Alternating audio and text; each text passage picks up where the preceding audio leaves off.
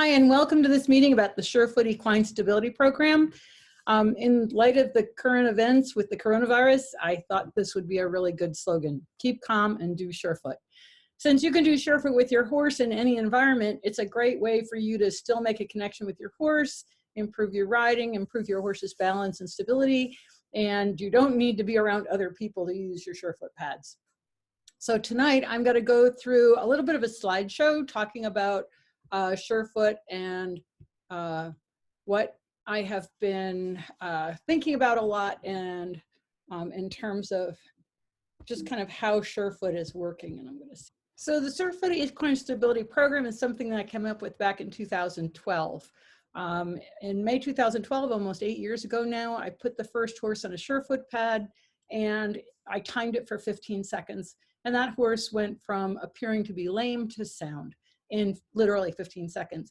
And since then, I have been traveling around the world and working with a lot of really awesome people, both professionals and veterinarians and horse owners that have been using Surefoot to really help restore their horse's optimum function.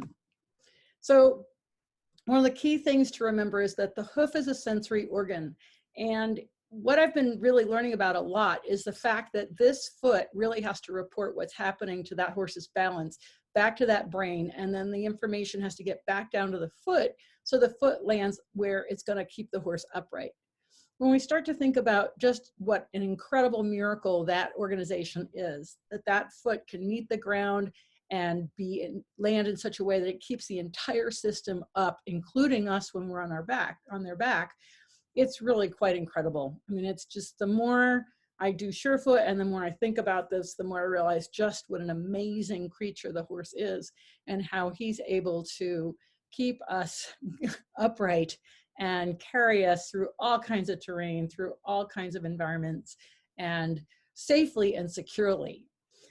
So one of the first people I talked to when I was starting to discover Surefoot was Dr. Robert Bowker. You can see that I've credited him here in the credits, and this is from Pete Ramey's book, one of the chapters. Diane Isabel is also one of the first people that I've talked to when I was doing Surefoot.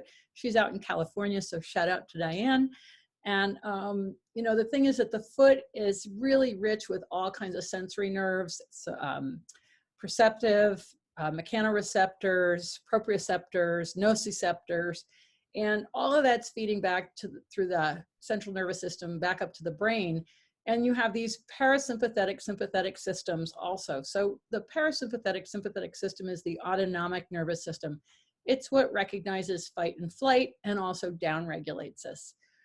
We'll talk a little bit later about the vagal system and how vagus, that's what it's all about, is whether or not we're safe, and how I think that ties in with Surefoot.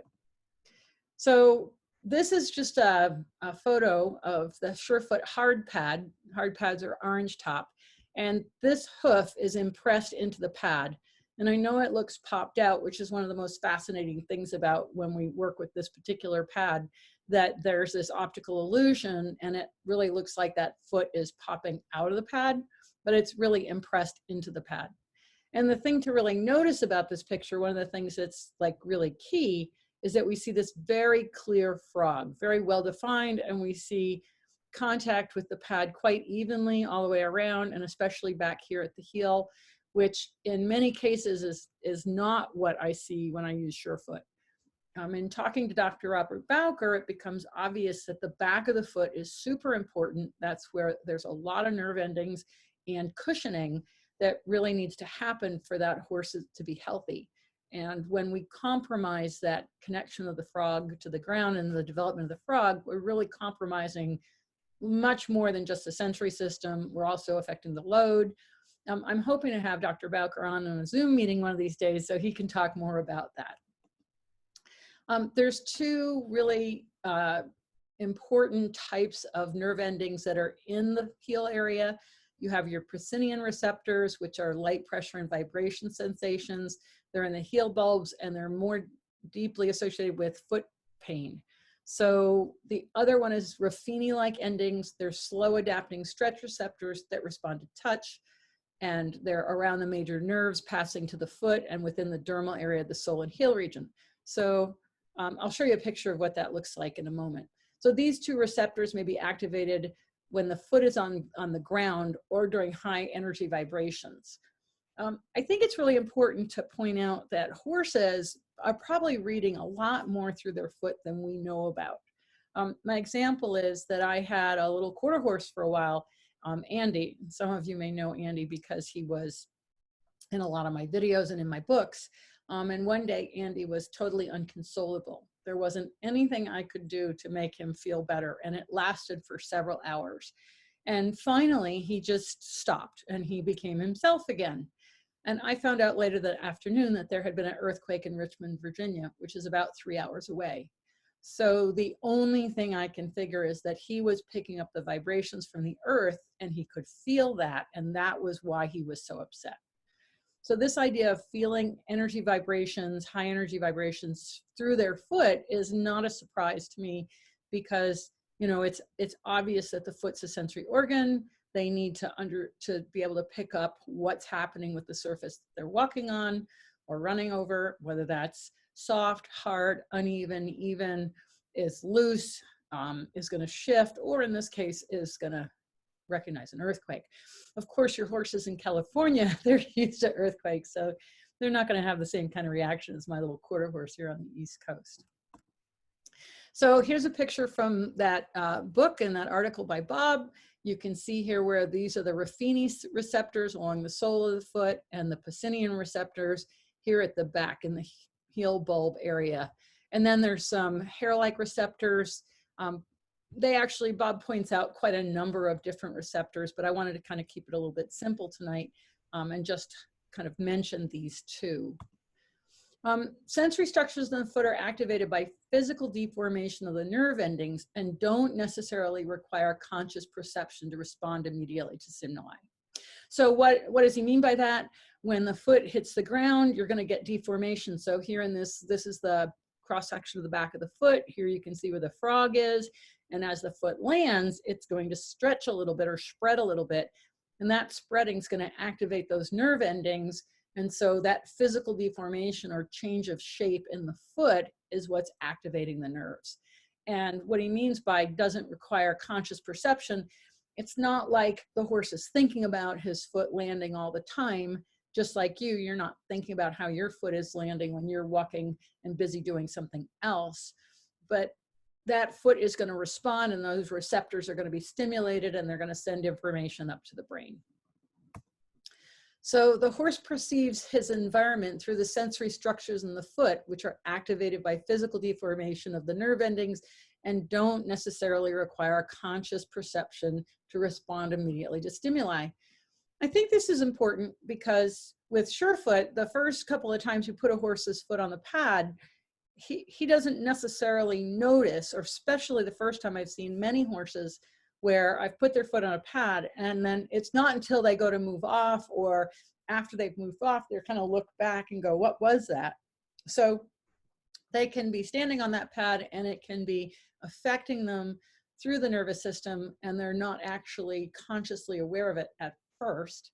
But then you'll often see this huge shift where they like suddenly look at it, or they put their head down and they smell the pad, or they, look back, or they kick it, or they do something that you recognize that they have suddenly consciously become aware of the Surefoot pad. Okay, wait, I gotta get back over here. Okay, so here's a cross section of the horse's foot, and the red area, that's where we saw the Ruffini receptors along the sole. Back here in the heel bulb is where we saw the Pacinian, and you can see here's the cushion that's so important to be developed. We've got our deep digital flexor, our extensor tendon here, our deep digital flexor. So one of the things that we're sure we're affecting when horses are standing on pads is the fascia. And in fact, I'm hoping to have a Zoom meeting with Martina Neerdhart, who will talk about the fascia and how Surefoot is really having a major effect on that system. It's quite profound in some cases, and we've seen things where the fascia starts to wrinkle or shift, or lines show up just from horses standing on Surefoot pads.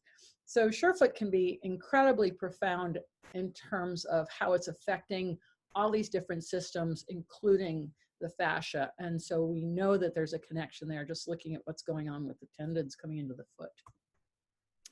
So Pacinian corpuscles are appropriately activated when the horse lands normally with a flat or heel first impact. And it's not uncommon to see horses landing toe first. There's a really easy way to pick that up, that if you watch a horse walking and you see little puffs of dust come out from the front of the foot as the foot lands, most likely that horse is landing toe first. If you have a cell phone, you can just video that foot landing and then play it in slow motion or film it in slow motion. Now that we all have these really powerful cell phones that are actually little video cameras, there's a lot you can do to kind of pick up that kind of thing. And also these Pacinian corpuscles are probably activated by low frequency vibrations arising from deep underground. So, you know, in talking to people like Dr. Robert Bowker and many other people, especially learning about what's going on with the foot in terms of the receptors, it leads me to ask a simple question in whether or not Surefoot is dampening these high energy vibrations. And quite honestly, we have no way of answering that question at this point in time. This would require some serious research to measure vibration and measure what happens when the horse is standing on the pads. And quite frankly, in terms of the effect for the horse, it really doesn't matter whether we can measure that or not, because it's obvious that we see these kinds of responses in horses very quickly and repeatably in horses all around the world. These signs of relaxation, this nice soft eye, the relaxed muzzle, the relaxed ears, the lowering of the head and neck, deeper breathing. So we see these visual signs of relaxation in the horse. And, you know, at this point in time, we really don't know how this system is working or how we get these things that we see with the horses. But we know it's true. It's repeatable. It's been repeatable for 8 years. It's been repeatable with horses all around the world. And so can Surefoot be a form of therapy for lameness that can't be blocked out, which is one of the things Dr. Bowker talks about? And the answer is absolutely. So in December, I went to the American Association of Equine Practitioners meeting, and I found out that there's a lot of veterinarians recommending Surefoot in their therapy for a wide variety of issues. In fact, I just had a call from a woman today. She was told by a veterinarian down in Florida to get Surefoot pads and was given a protocol for treatment for horses' sacroiliac issues.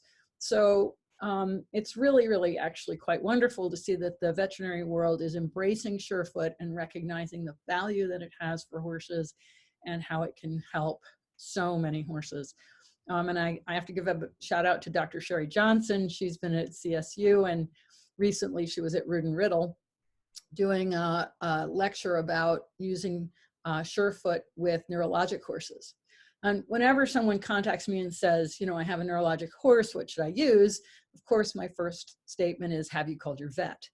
The neurologic issues can be caused by a wide variety of things. And as I'm not a veterinarian, I never attempt to diagnose. But what Dr. Johnson's showing is that you can use Surefoot pads quite successfully to treat these neurologic horses, obviously under the supervision of a veterinarian. And she did a wet lab down at Rood and Riddle, and they were all very impressed with the results that they saw using Surefoot pads. So the underlying story there is that it's now getting into the veterinary world that Surefoot can be a form of treatment for a wide variety of issues, and that's really fabulous because that means a lot more horses are going to get helped. So the bottom line is the horses tell us that this is true and real, and it has a powerful effect on them, and that they really love it. And it's so common to see horses yawning and sighing and walking over to the pads, putting their heads down, deep breathing. In fact, it becomes a positive reinforcement. So positive reinforcement is something that the horse really wants and is rewarded when they do a certain activity. And while the initial program of Surefoot isn't about trying to modify behavior, Surefoot pads become behavior modification because the horses really want to stand on them. We even have a dressage rider over in Europe that the groom stands ringside with the blue pad, and the horse walks in and sees the blue pad and takes a deep breath and does his test.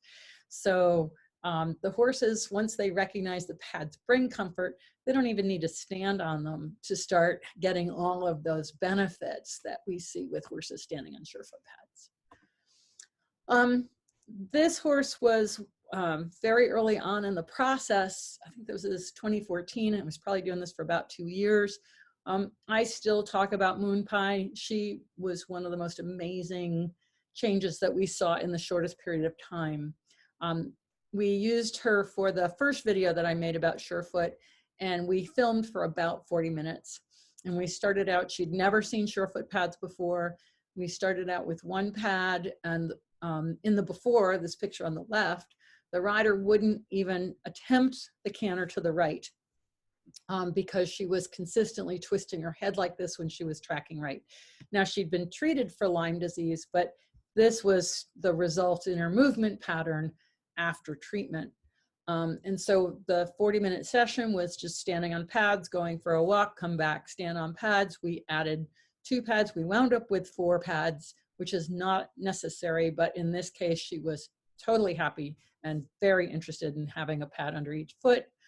And then the next day I needed to use her for another video because my model wasn't able to make it. So we were lucky enough to get this footage. This is at a different location. And what you can see here is that she is completely changed in the way she's carrying her head and neck.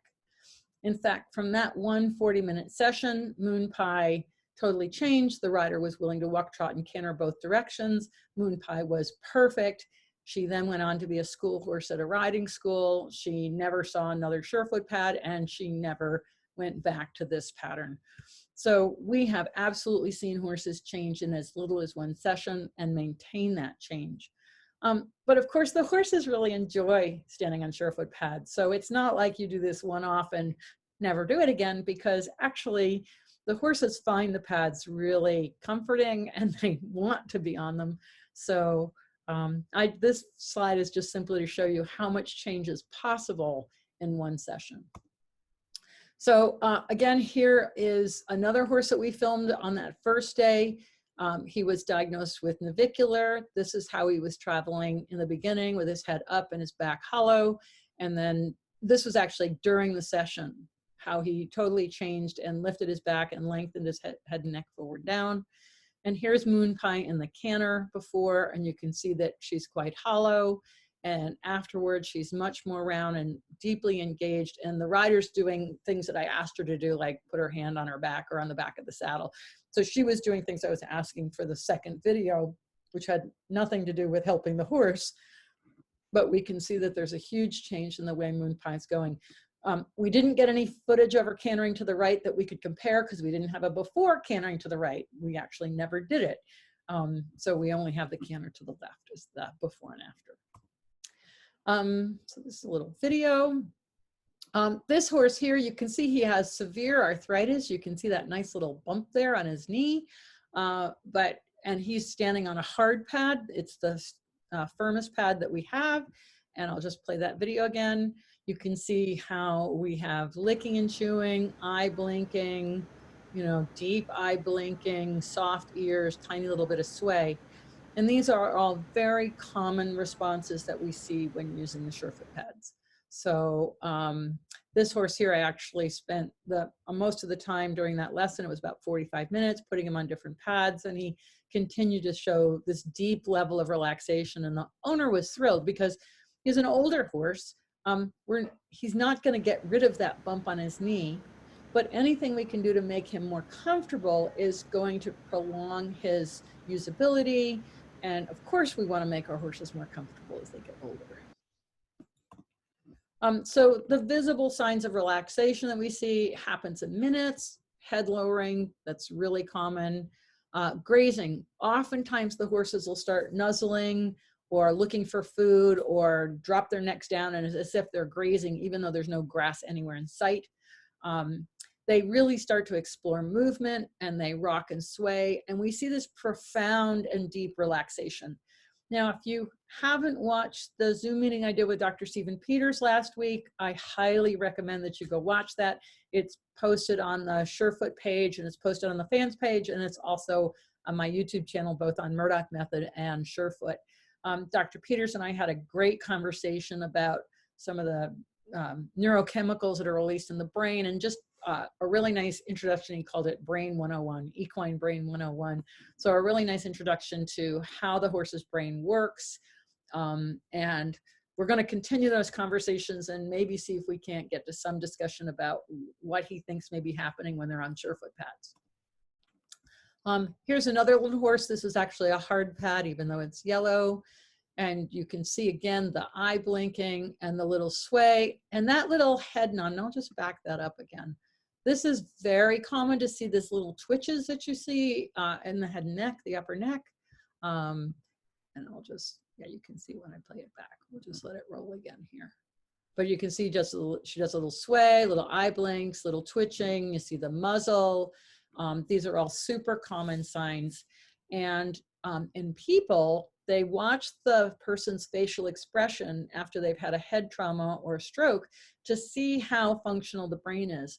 So looking at all these facial features and the change that we see there, it gives us a lot of insight into what may be happening in the nervous system.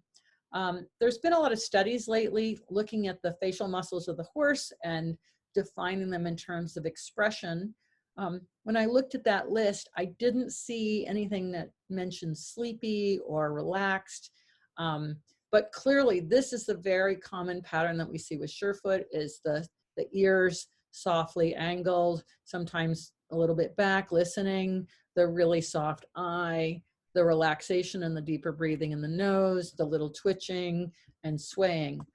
And so why would you want to use Surefoot with your horse? Well, we see these really positive changes in behavior.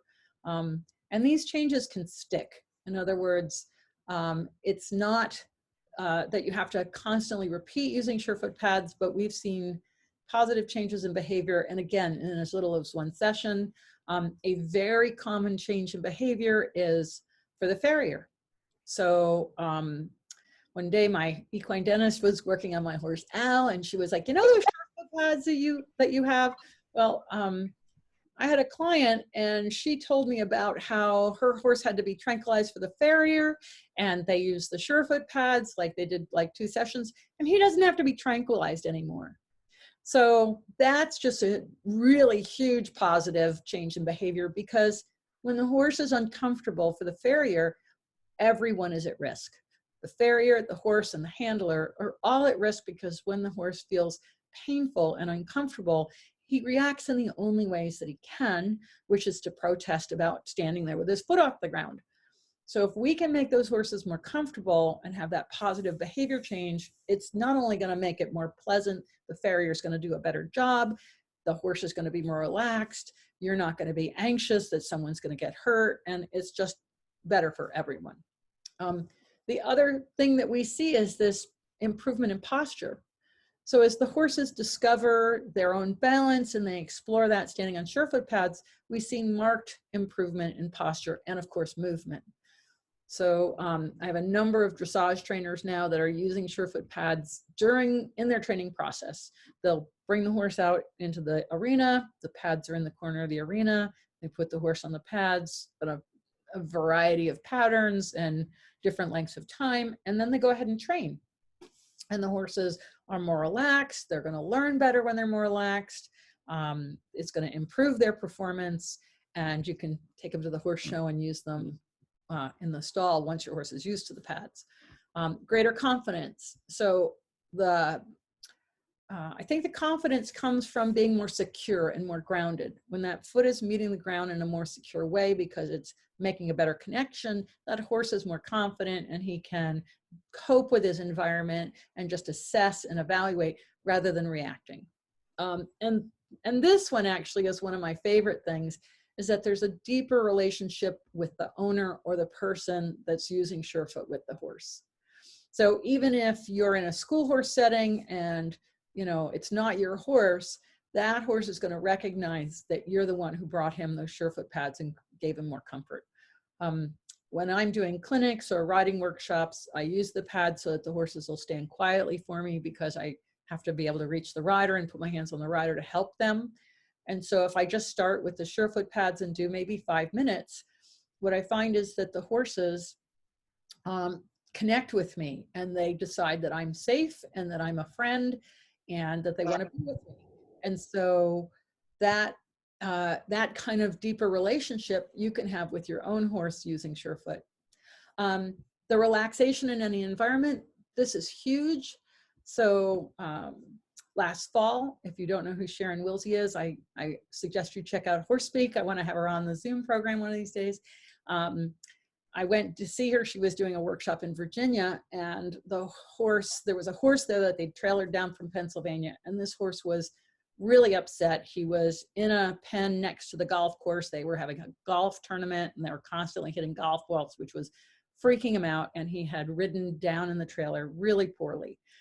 And so they decided they were going to go home and not stay for the workshop. So I drove in at that moment and saw this horse really upset. I grabbed my half physio pad, and I just spent 20 minutes, and it turned out she had used Surefoot with the horse a few years before. So he recognized that what I was doing, and he, after about 20 minutes, he calmed down, and I said, let him eat as much hay as he possibly wanted to, which they did. And then they loaded him into the van. It was a horse truck, and they went to drive home. And they broke down on 495 on the Beltway around Washington, D.C. on a Sunday with huge traffic.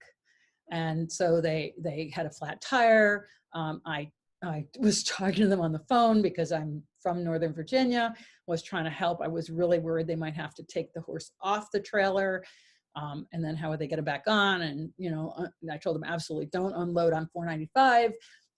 Long story short, they got off the road, they got the tire fixed, they got home. It took them like 10 hours, and that horse never got upset. So you know, the only thing we did different was I worked with the horse with the Surefoot pad. He had ridden down really badly. He was really anxious when I saw him, but by the time they, you know, went through that whole process of, you know, trailering home, he got home and he was totally fine. So, you know, this is where teaching horses how to let themselves down and relax using Surefoot can literally save their life. And that lasting tranquility we see in many, many horses. Oops, okay, I gotta get back here. So that leads me to a little discussion about vagus nerve. And I know it's kind of a buzzword right now, but I think it's a really important buzzword, that the vagal nerve is one of the largest nerves in our body. It's the 10th cranial nerve, and all mammals have vagus. And there's two parts to vagus. There's a dorsal and a ventral. One is myelinated, one is not. One of these days I've got to have somebody come on the show. And in fact, I've had Violet Van Hees, and we've talked a bit about vagus. You can check out those Zoom meetings on my YouTube channel on Murdoch Method. But the bottom line is that when we have trauma, that trauma can get stuck in our system. And that's what PTSD is all about. And horses and people can have PTSD. So this is a little chart that I acquired. And when we're learning something, we really want to be in this normal range in life. Okay, so over here we have our primary states, or what our sort of emotional state is like. So apathy and depression, safe, clear thinking, social engagement is green, alert, ready to act is green into blue, react to danger, that's getting into the red zone here, starting awaiting, await opportunity to escape, and then prepared for death, right? And then we have the different systems that affects. So under arousal, we have, you can read that, too low to excessive. And we see different changes in muscles, respiration, heart rate, blood pressure, pupil, skin tone, humidity, hands and feet, digestion, emotion, contact with self and others. By the way, with the coronavirus, avoid contact with others. Frontal lobe and integration, okay? And recommended intervention. So, you know, if you're lethargic, you need to activate. If you're in the green, calm, you continue. If you're in the blue, you can continue. But when we get into these fight and flight, hyper freeze, and hypo freeze, ready to die, you know, these are really serious states. And while this chart was made for people, This chart also applies to horses. So, recently somebody asked me, well, how do you recognize the vagal state of a horse? And the simple way to think about that is to think about yourself. So my example is your significant other comes home and says, we have to go to a party at the boss's house. And oh, by the way, I have to be in a meeting the whole time at the party. Okay. So what's the first thing we try to do? We try to get out of the meeting. And what's the first thing a horse tries to do when he's feeling insecure? He tries to get away, right? If he sees you coming to the halter and you're really angry, he's going to piss off to the other end of the field. So we're the same in that response. We're the same in that, confronted with an idea that's really unpleasant, the first thing we want to try and do is get out of it. But you can't get out of it. You've got to go to the meeting.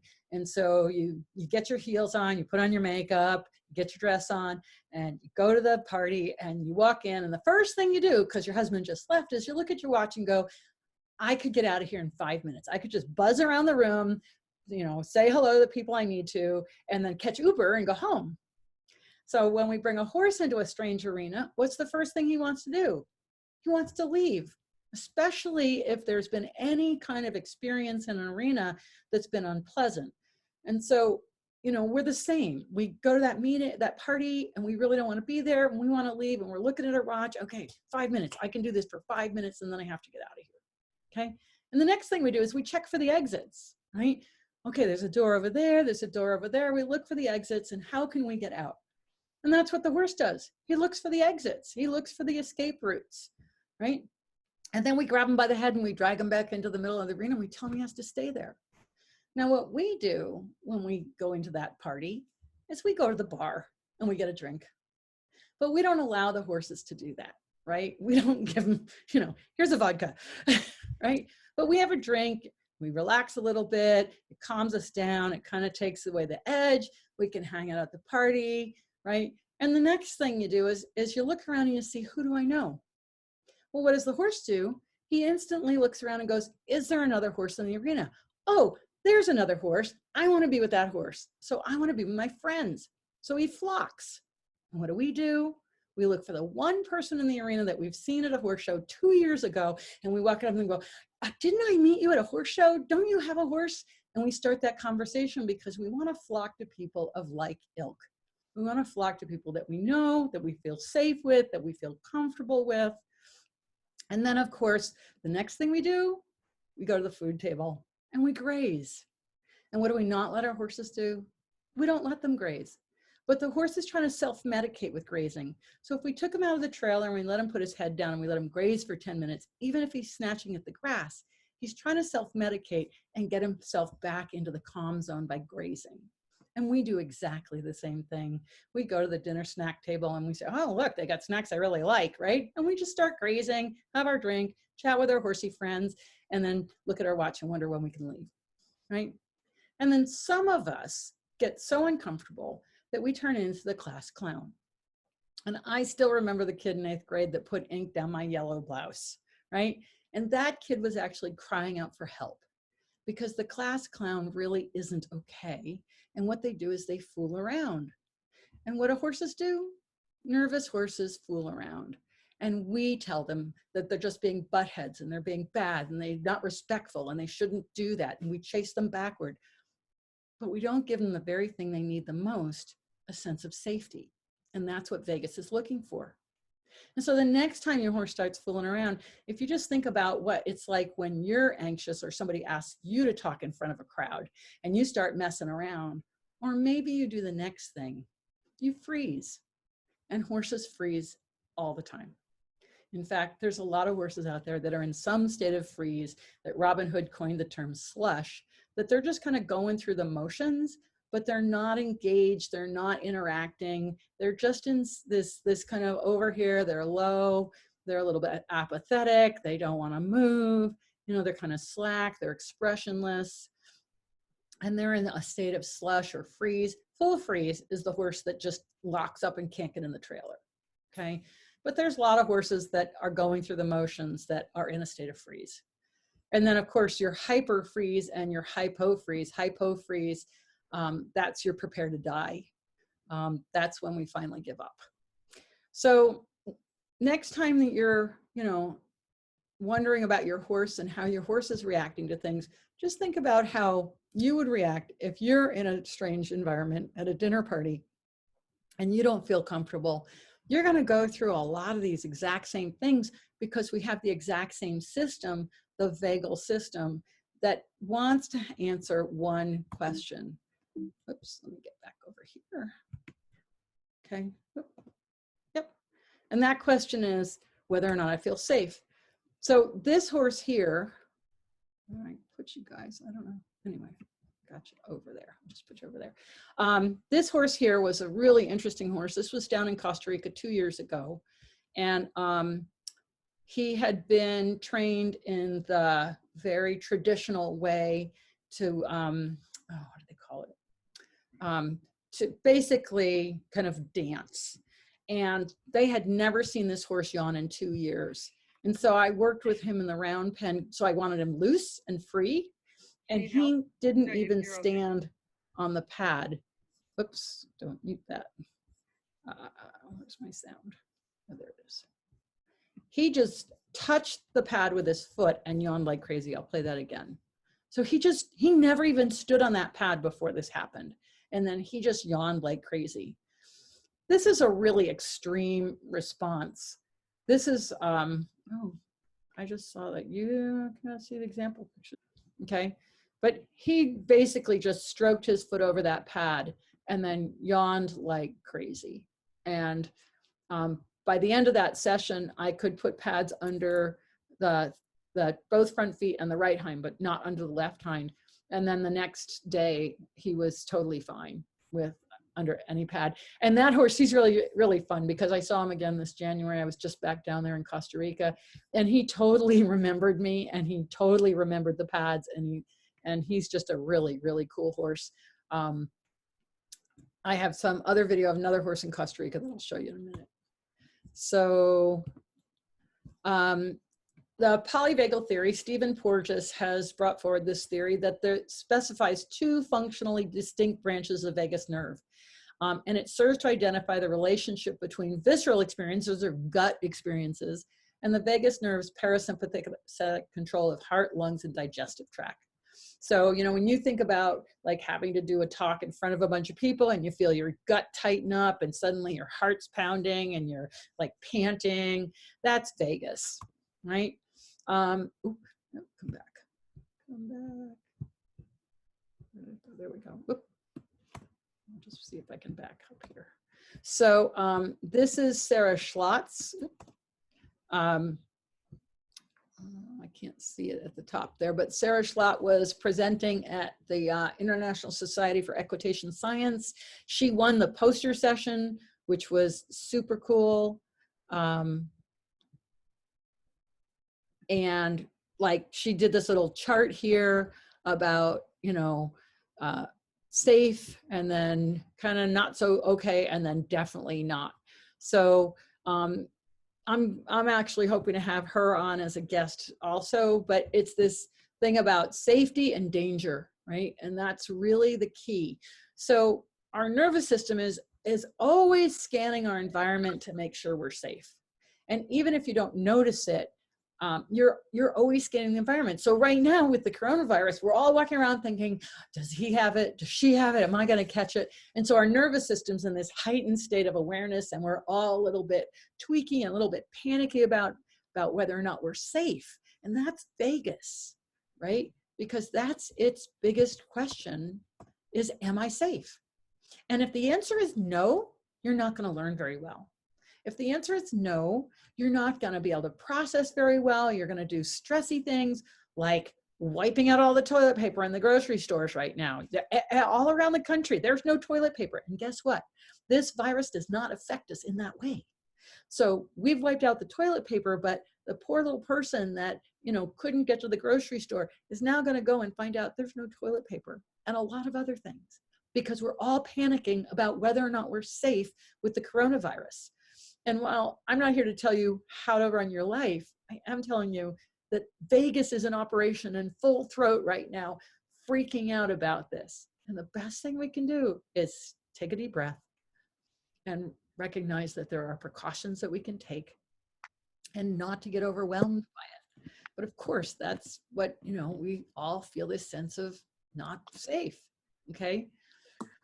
And depending on how severe that becomes, this was a great quote that this guy, Ryan North, talked about. He said, our brains are wired for connection, but trauma wires us for protection.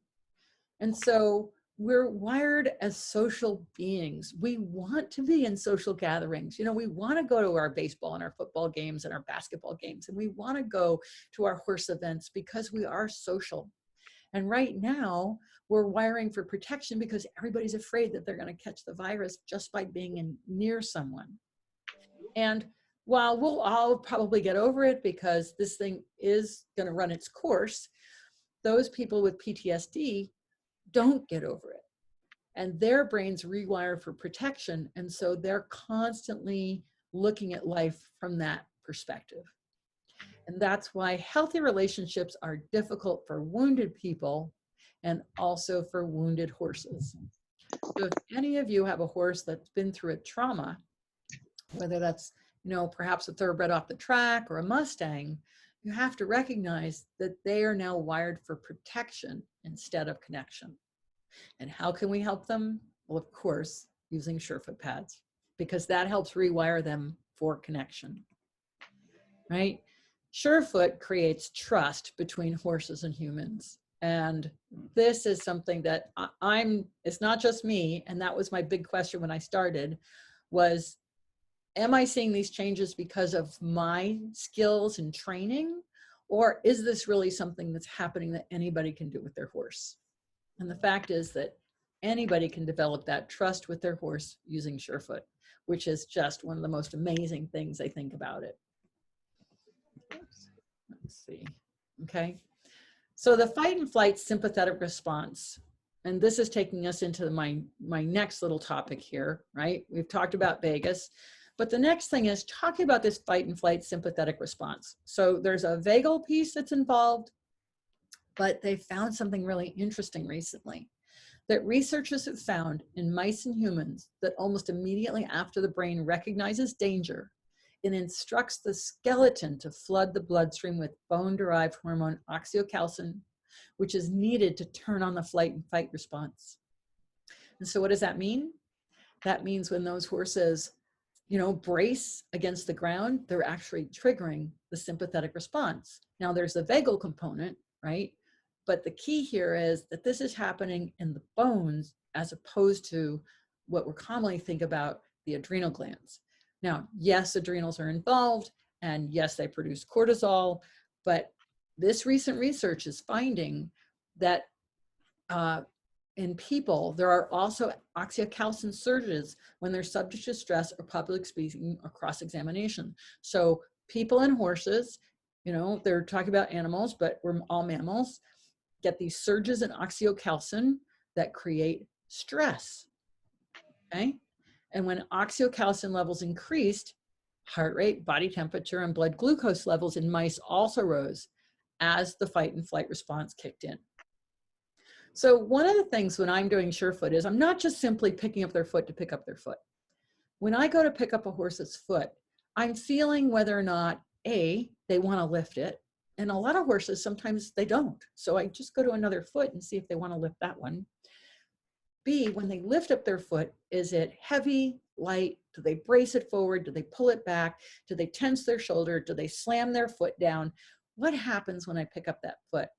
And so I ask in a really soft, gentle way. I don't knock them off balance, but I just ask, like coming in along the tendon with my thumb and just kind of making a little tiny pinch, not hard, but just a little ask and let go. And I just do that a couple times and I wait and I see whether or not they pick up the foot.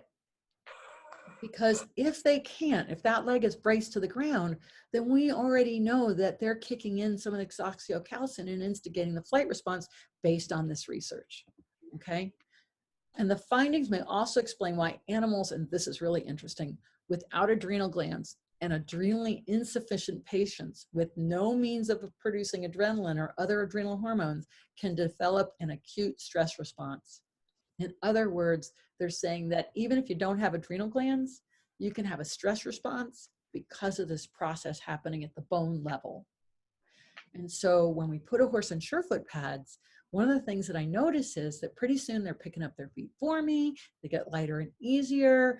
They, you know, start to bend in the elbow. They bend more in the knee. The foot comes up higher instead of maybe just really stiff. They stop dragging it out of my hands. And again, of course, for farriers, this is huge because the easier it is to pick up the foot, the easier it is for the farrier to do his job.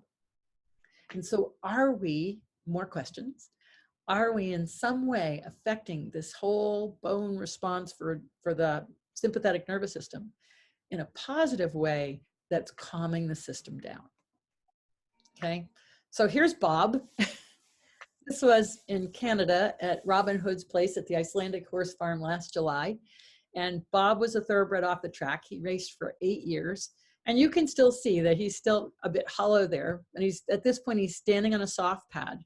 And we worked with Bob for 3 days for about 45 minutes a day using Surefoot. And when we started, he would twist his neck and he would try to drag out of the arena. He couldn't pick up his right lead even when she asked. He was, you know, anxious being tacked up. He was anxious coming over to the arena. And by the 3rd day, all the head twisting was gone. He picked up his right lead every time after the first session. He started standing square. He let his neck down, his eyes closed, he relaxed. And our more recent reports are that he's getting better and better and better.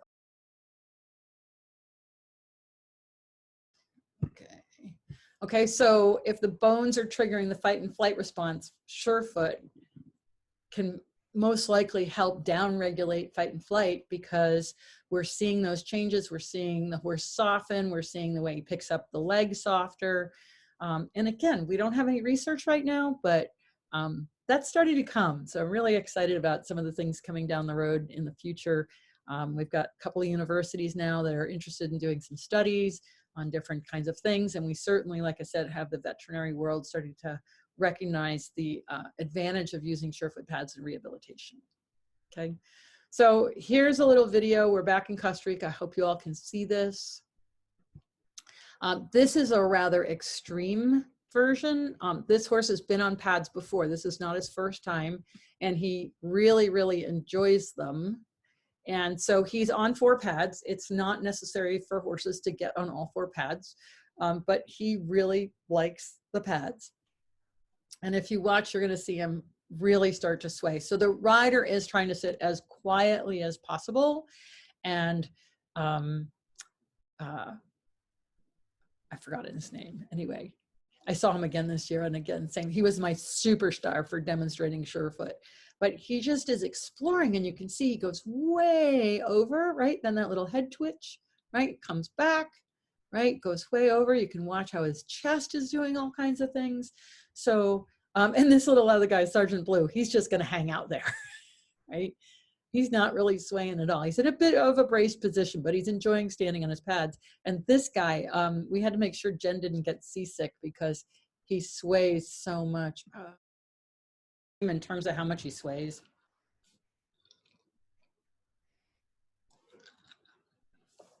And you have to be really careful with horses that sway this much because you can make them sore, but he's a pro, right? And it just looks like he's going to sway himself right off of there, and he doesn't.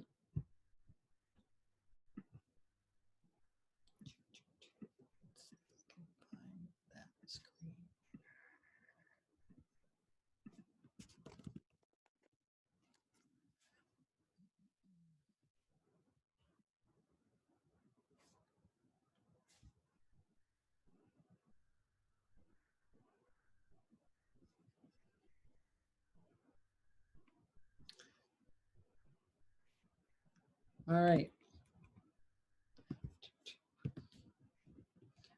All right, so that kind of ends that, but I was going to go over here and show you guys. We're almost out of time. I can't believe it. This was a super interesting little quarter horse.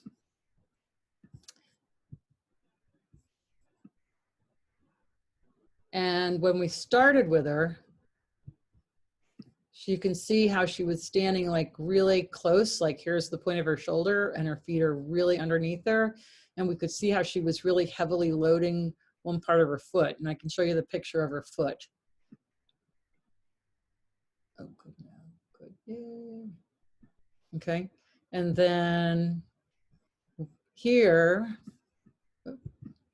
oops, hang on, let's get that back. We could see that she was really heavily loading more on one side of her foot than the other, right? And we can see how oddly her shape, the shape of her foot is, like how wide this is here and how really narrow and tight that was. And so we worked with her, sharing pause. Oh, share. Oh, sharing's pause, come on. There we go.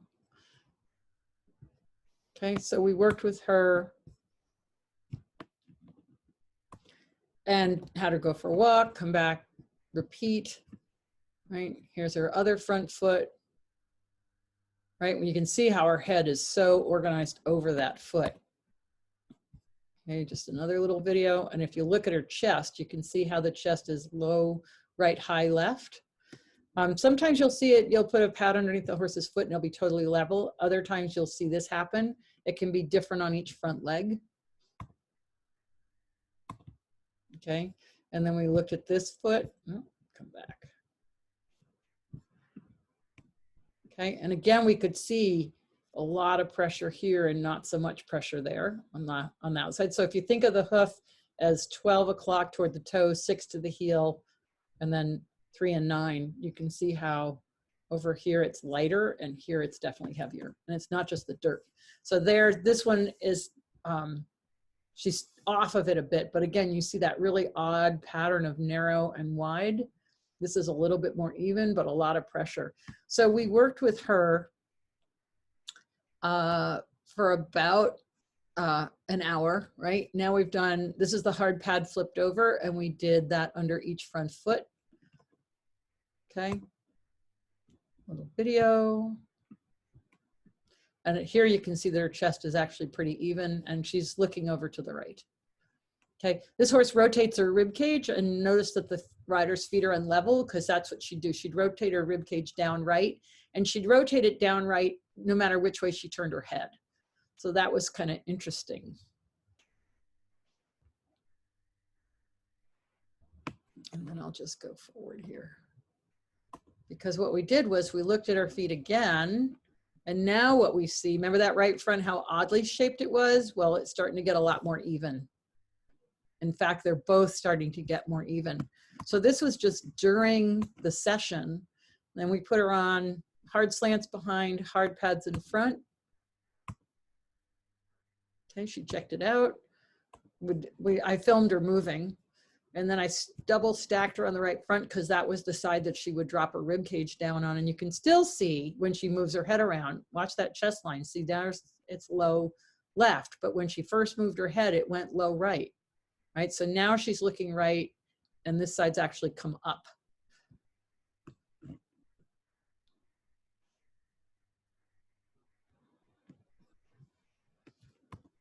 Okay, so there's the double stack. Okay, just another little video. Again, looking at her chest, she went to turn her head. And actually, so she's double stacked and you look how even this is, even though you can see how uneven the knees are, right? It's fine if she wants to walk off. It's just some video of her moving. So now we're gonna look at her feet again. And this was the foot that was so odd and it's starting to get more and more even. That's, we're looking at the rider. I know we had her move. Right? Now, if we look at this picture, remember that she looked like her feet weren't standing underneath her shoulder? Look at how much wider she looks at the base. Like now we have a rectangle. Okay, she really started to enjoy that. We all love watching yawns, nice deep eye blink. Really softening there. And the other thing she started doing is standing much more square with her legs, like a leg, much more of a leg at each corner.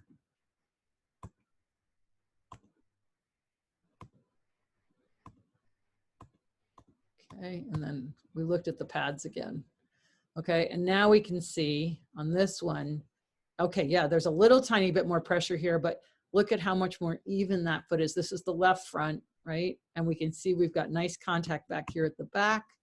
And then if we look at the two front feet, she moved off this, so we didn't get quite as nice a print, but it's much more symmetrical. I think I did it again. Yeah. Okay. So we're seeing how this foot's starting to look much more symmetrical distance from the frog to the edges, and much more even, just a little bit of pressure there. So in the course of an hour, this horse really changed how she was loading her feet. Oh, that's another horse. All right, so it's 8 o'clock, and I think I'm going to end the meeting here. Hopefully, I have recorded it properly, and what I'll do is I'll upload that and make it available to everyone on my YouTube channel, and I'll post it up on Facebook. Thank you all for signing in. I'm new at this Zoom meeting stuff. I'm going to get better as we go along, and the whole idea is that we can, share, since we can all meet here on Zoom and share, and we'll start having more discussions. And if you guys have questions or videos you want to post, we can share that screen and we can do that. So does anybody want to chat a question to me before I sign off here?